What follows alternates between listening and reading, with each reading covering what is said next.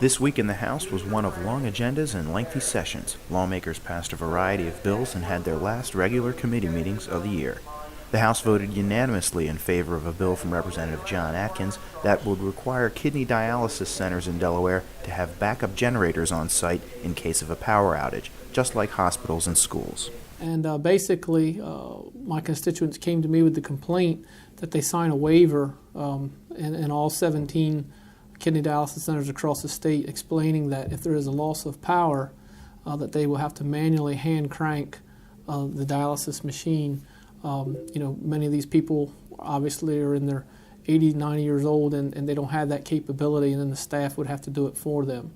The House also passed 2 election and campaign finance reform bills that were part of a package of legislation introduced earlier this year. Rep. Trey Paradee's House Bill 301 would require that political contributors donating from a joint account specify which account holder is responsible for the expenditure. And it's really just to create more transparency in how campaign finance happens. And I think it's very important to the public, to the voters, to understand who does support these candidates and who is providing the money for campaigns.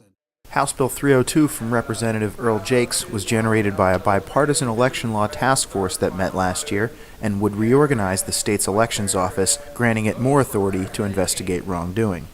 This bill also gives us uniformity for the Department of Elections. Could you just imagine that every inspection lane in the DMV had different rules? Well, that's what we have in the Department of Elections right now. And this will codify that to make sure that all departments of the election work in the same manner.